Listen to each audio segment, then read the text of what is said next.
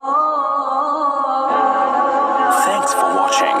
Don't forget to like, comment, share and subscribe to نحمده ونصلي على رسوله الكريم اما بعد فقال النبي صلی اللہ علیہ وسلم نیت المؤمن خیر من عملی، مومن کی نیت اس کے عمل سے بہتر ہے، مومن کی نیت اس کے عمل سے بہتر ہے۔ سارے اعمال کا دار و مدار نیتوں پر ہے۔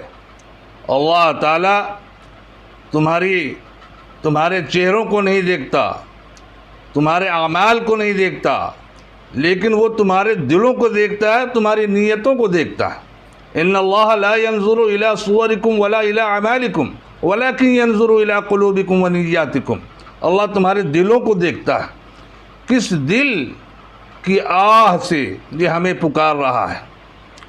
کہا کہ آہ جاتی ہے فلک پر رحم لانے کے لیے، بادلو ہٹ جاؤ دے دو راہ جانے کے لیے۔ آہ کی آواز پہنچتی ہے، دل سے جو بات نکلتی ہے اثر رکھتی ہے، پر نہیں طاقت پرواز مگر رکھتی ہے، کیونکہ دل کی آواز ہے۔ تو میرے محترم دوستو، سارے اعمال میں چاہے وہ حج ہو، روزہ ہو، نماز ہو، زکوٰۃ ہو، نیتوں کا درست ہونا لازمی ہے۔ بخاری شریف کی پہلی حدیث ہے انما الاعمال بالنیات، سارے اعمال کا دار و مدار نیتوں پر ہے۔ نیت المومن خیر من عملی، مومن کی نیت اس کے عمل سے بہتر ہے۔ اگر نیت میں خلوص نہیں ہوگا تو سارے اعمال منہ پر مار دیے جائیں گے، سارے اعمال بیکار ہیں، اس کی کوئی قدر و منزلت نہیں، کوئی قیمت نہیں۔ اللہ پاک کہتے ہیں کہ تیرا عمل ناقابل قبول ہے۔ ارے تو جس کے لیے پڑھا ہے، تو جس کو دکھانا چاہتا ہے، اس کو تو خوش کر، تیرا یہاں کوئی بدلہ نہیں۔ اللہ ہماری تمہاری حفاظت فرمائے کہ انسان محنت کرے، نماز پڑھے، قرآن پڑھے، وظیفہ پڑھے، ذکر و اذکار کرے، حج کرے، لیکن اگر نیت میں خلوص نہیں ہے تو سارے اعمال ہمارے برباد ہیں۔ والمخلصون له خطر عظیم، مخلصوں کے لیے بڑے خطرے عظیم ہیں۔ کہ جو اخلاص والے ہیں وہ ہدایت کے چراغ ہیں، ان کی اخلاص کی وجہ سے ہدایت پھیلتی ہے، اندھیرے میں وہ روشنی پیدا کرنے والے ہیں، ظلم میں، جہالت میں، گمراہیت میں وہ ہدایت کی بن کر کے، روشنی بن کر کے وہ راستہ دکھانے والے ہوتے ہیں۔ شرک والمخلصون له خطر عظیم۔ آج تو ہم ذرا سی پھر اپنی نیتیں بدلنے رکھتے ہیں۔ ہمارے شیخ رحمۃ اللہ علیہ ایک واقعہ ذکر کرتے تھے کہ ایک شخص کا بچہ بیمار ہوا، ایسا بیمار ہوا کہ اس کے بچنے کی توقع نہ رہی۔ باپ نمازی آدمی، مسجد میں نماز کے لیے آتا اور ایک بڑا بچہ بھی ساتھ لاتا۔ مسجد میں آ کر نظر مانی کہ یا اللہ، اگر میرا بچہ اچھا ہو گیا، موت سے بچ گیا، تو میرے پاس جو سب سے اعلیٰ قسم کی بھینس ہے، جو زیادہ دودھ دینے والی ہے، وہ تیرے نام پر صدقہ کروں گا۔ یہ نظر مان کر مسجد سے گھر گیا، گھر جا کر دیکھا تو بچہ نے آنکھ کھولی۔ پھر جب دوسری نماز کے لیے مسجد میں آیا تو اپنی نظر میں ذرا سی ترمیم کی، ترمیم سمجھتے ہو نا، ذرا سی بدلاؤ لایا۔ یا اللہ، وہ بھینس صدقہ کروں گا جو درمیانی ہے۔ اب جو جا کر دیکھا گھر میں تو بچہ نے ذرا سی کروٹ بھی بدلی، اس میں جان آنی شروع ہو گئی۔ اب تیسری نماز کے لیے آیا اور آ کر کہا یا اللہ، وہ بھینس جو دودھ نہیں دیتی وہ تیرے نام پر صدقہ کروں گا۔ اب جو گھر جا کر دیکھا تو بچہ اٹھ بیٹھا اور اس نے کچھ کھانے کو بھی مانگا۔ تو اب مسجد میں جا کر کہا یا اللہ، جو بھینس کھو گئی ہے اس کو میں نے تیرے نام پر صدقہ کر دیا۔ تو جو ساتھ میں بیٹا تھا اس نے کہا بابا کیا خبر وہ پھر آ جاوے، اس لیے جو مر گئی ہے اس کی نیت کر لے۔ تو بھائی دیکھو، جیسی نیت ویسی برکت۔ جیسی نیت ویسی برکت، تمہاری نیتوں کے مطابق اللہ تعالیٰ فیصلہ کرے گا۔ کم فہمی کا تو علاج ہے۔ ایک آدمی اگر کم سمجھتا ہے ذہن میں غباوت ہے تو ایک بار نہیں، 2 بار نہیں، 3 بار سمجھایا جائے گا، لیکن کج فہمی کا علاج نہیں ہے۔ حضرت تھانوی رحمۃ اللہ علیہ کے خانقاہ میں کچھ لوگ آئے، کہا حضرت کتنا نمبر لگے گا سٹے کا؟ کہا کہ دعا کر دیجیے، ذرا بتا دیجیے۔ تو حضرت کو بڑا غصہ آیا، بغل میں ڈنڈا رکھا ہوا تو پھینک کر کے مارا، خادم سے کہا نکالو۔ اب دیکھیے جو ان کے ہیڈ تھے، کہا کہ حضرت نے ڈنڈا پھینکا ہے، یعنی ایک کی طرف اشارہ کیا، 1 نمبر گھوڑا پھنسے گا، اور انہوں نے موکل کو حکم دیا نکالو، آرڈر بھی مل گئی ہے، بس 1 نمبر پہ لگا دو، انا للہ و انا الیہ راجعون۔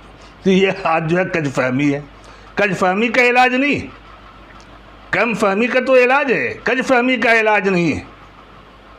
ایک لڑکی کا اس کے باپ نے جو ہے نکاح کر دیا، جب رخصتی کا وقت آیا تو لڑکی نے کہا میں نے تو نکاح کی اجازت نہیں دی تھی ابا۔ باپ نے کہا ارے تو نے تو منظور کر لیا تھا۔ معاملہ عدالت میں پہنچا، باپ سے جج نے پوچھا کہ بھائی آپ نے کیا کہا تھا؟ تو اس کے باپ نے بتایا کہ میں نے کہا تھا کہ بیٹی فلاں سے تیرا نکاح کر دوں، تو اس نے کہا ہوں یعنی ہاں۔ لڑکی سے پوچھا ارے تو نے کیا جواب دیا تھا؟ تو اس نے کہا کہ میں نے تو کہا تھا ہوں یعنی نہیں۔ تو جیسی نیت ویسا فیصلہ ویسا معاملہ۔ تو میرے محترم بزرگوں دوستو، ہمارے اعمال دکھاوے کے لیے نہیں ہو۔ الریا شرکن، ریاکاری کیا ہے؟ شرک ہے۔ اور اللہ تعالیٰ شرک سے متعلق فرماتے ہیں ان اللہ لا یغفر ان یشرک بہ ویغفر ما دون ذلک لمن یشاء۔ اللہ تعالیٰ شرک کی مغفرت نہیں فرمائے گا، اور اس کے علاوہ جس کو چاہے گا، جس چیز کا چاہے گا اللہ بخش دے گا۔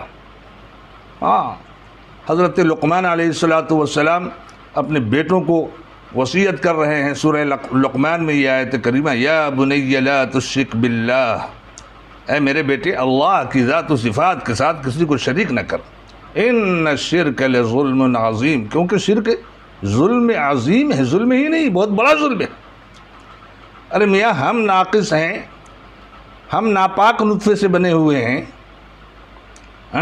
ہماری آنکھوں میں نجاست، ہماری ناکوں سے نجاست نکل رہی ہے، ہمارے منہ سے تھوک کھکار نکل رہا، ہمارے کان سے کنوا نکل رہا، اور ہمارے آگے سے نجاست، پیچھے سے نجاست، اور پیٹ میں نجاست بھرے بھرے ہم پھر رہے ہیں جی۔ اور انسان جو یعنی پورا جو ہے ناپاکی کا مجموعہ ہے، اگر غور کریں تو ناقص العقل، عقل بھی ناقص۔ تو یہ انسان جو ناپاک نطفے سے بنا ہوا ہے وہ تو یہ پسند نہیں کرتا کہ ہماری بیوی کے ساتھ کوئی اور شریک ہو۔ اگر پتہ چل گیا کہ ہماری بیوی کا کہیں چکر چل رہا ہے تو شریعت نے تو 3 ہی طلاق کا حکم دیا نا، وہ بھی بیک وقت نہیں، آگے پیچھے۔ لیکن یہ نہ جانے کتنی طلاق نکالے گا اللہ کی پناہ۔ تو ہم پسند نہیں کر رہے ہیں۔ تو وہ پاک ذات جی جو ہر عیب سے پاک ہے، جو بے نیاز ہے، اللہ الصمد، جس کی کبریائی کی کوئی حد نہیں ہے، جس کے بارے میں انسان سمجھ ہی نہیں سکتا، اللہ اللہ ہے۔ اللہ ہی خود اپنی ذات کے بارے میں جانتا ہے کہ وہ کیا ہے۔ جس نے سمجھا، جتنا سمجھا، اپنے ہی ناقص عقل کے مطابق سمجھا، انہ وراء الورا، اللہ کی ذات اس سے ورا ہے، وہ بھلا کیسے پسند کرے؟ اس کی زمین پر ہم چل رہے ہیں، اس کی آسمان کے سائے کے نیچے زندگی گزار رہے ہیں، اور اس کی ہوا سے سانس لے رہے ہوں، اور اس کے پانی کو ہم پی رہے ہیں، اور تمام نعمتیں جس کی حد و تھا نہیں ہے، اللہ کی بے شمار نعمتوں سے ہم فائدے اٹھا رہے ہیں۔ ارے میاں ہمیں سمجھ میں نہیں آتی، جا کے ہسپتالوں میں دیکھو، ایک ایک شخص کو پیشاب اتارنے کے لیے اور پیخانہ کرانے کے لیے نہ جانے کتنی کتنی مشینیں لگی ہوئی۔ قسم خدا کی میں تو ایک بار گیا تھا ایک بہت بڑے ہاسپٹل میں، تو میں نے دیکھا کہ ایک شخص کے جس میں 12 مشینیں لگی ہوئی ہے۔ کیوں بھائی؟ اس لیے کہ پیشاب پیخانہ ہو جائے، اور ہم سمجھ رہے کہ یہ تو ہونا ہی تھا، ہو گیا۔ ارے اللہ تعالیٰ بے شمار نعمتیں دی ہیں جس کو تم گن ہی نہیں سکتے۔ وَإِن تَعُدُّوا نِعْمَةَ اللَّهِ لَا تُحْصُوهَا، اور اگر تم اس کی نعمتوں کو گننا چاہو تو نہیں گن سکتے۔ بے شمار نعمتیں. بھلا وہ کیسے پسند کرے گا کہ اس کی ذات و صفات میں کوئی دوسرا کسی کو شریک کرے؟ اللہ سے بھی ہوتا ہے اور بندہ سے بھی ہوتا ہے. اللہ بھی کریں گے اور بندے بھی کریں گے. کرنے والی ذات صرف اللہ کی ہے. اللہ کے سوا کوئی کچھ نہیں کر سکتا. ارے خدا غیر کے بغیر سب کچھ کرتا ہے، غیر خدا کے بغیر کچھ نہیں کر سکتا. تو اللہ راضی کن باتوں سے ہوں گے؟ حلال چیزوں سے ہوں گے، پاک چیزوں سے ہوں گے، جائز کاموں سے ہوں گے. اور ہم یہ سوچیں کہ مطلب اس کی ناراضگی والے کام کرتے رہیں اور حرام کام کرتے رہیں، شرک کرتے رہیں اور غلط کام کرتے رہیں اور اس سے ہم اس رب عظیم کو خوش کریں، یہ کیسے ہو سکتا ہے؟ ارے بھائی اللہ کی راہ میں ایک سخی آدمی جو خوب پیسے لٹا رہا ہو، ایک عالم آدمی جو خوب دین کا علم پڑھا رہا ہو، اور ایک مجاہد آدمی جو اللہ کے راستے میں بڑی بڑی قربانیاں دے رہا ہو، لیکن اگر نیت صحیح نہیں ہے تو کل قیامت کے دن ساری اعمال اور ساری نیکیاں اس کے منہ پر مار دیے جائیں گے. کوئی بدلہ نہیں ہے. تم نے دنیا میں شہرت کے لیے، دکھاوے کے لیے، اپنی نام اور بڑائی کے لیے کیا تھا. تم نے سوچا تھا کہ لوگ مجھے مجاہد کہیں گے، لوگ مجھے سخی کہیں گے، لوگ مجھے عالم کہیں گے. تو وہ تو کہا جا چکا، اب تیرا یہاں کچھ بھی نہیں ہے. تو اللہ کی بارگاہ میں وہ اعمال قبول ہیں جو اخلاص کے ساتھ ہو اور اللہ کی خوشنودی اور رضا مندی کے لیے ہو. ہاں، اور وہ مال، وہ اعمال جو خدا کے حکم کے بغیر، جو خدا کی نافرمانی کے ساتھ کمائی گئی، وہ قابل قبول نہیں ہے. قرآن مقدس بھرے پڑے ہوئے کلوا من طیبات، پاک چیزیں کھاؤ. اللہ طیب لا يقبل الا الطیب، حدیث پاک میں ہے اللہ پاک ہے، پاک ہی کو پسند فرماتا ہے. اب ایک تھی وہ متو نام کا ایک بازاری عورت ایک تھی. اب اس نے، وہ بازاری عورت نے، اس فاحشہ نے ایک مسجد بنوائی اور چلے گئی ایک شاعر کے پاس کہ بھئی تاریخ مسجد لکھ دیں. تو کہا کہ بھئی میں نہیں لکھتا، میں کیا لکھوں؟ یہ بازاری عورت، کیا اس کے شعر میں لکھوں اور مسجد کی تاریخ لکھوں؟ بڑا اصرار کیا. تو حضرت شاعر صاحب نے ایک شعر لکھ دیا: ز قصب خاص متو ساخت مسجد کہ محرابش دخول خاص و عام است، قلم برداشتن چوں بحر تاریخ ندا آئی کہ این بیت الحرام است. کہ متو نے اپنی خاص کمائی سے ایک مسجد بنوائی جو ہر خاص و عام کے لیے، اس کا محراب ہر خاص و عام کے لیے داخل ہونے کی جگہ ہے. یعنی اس کے محراب میں ہر خاص و عام داخل ہوتا ہے. اور جب میں نے قلم اٹھایا اس مسجد کی تاریخ کے لیے تو یہ آواز آئی یہ بیت الحرام است، یہ بیت الحرام ہے. تو جیسا مال ویسے اشعار بھی ظاہر ہوئے شعر سے. اللہ تعالی ہمیں آپ کو صحیح سمجھ نصیب فرمائے اور ہدایت کی راہ پر چلنے کی اللہ پوری توفیق عطا فرمائے. آمین ثم آمین.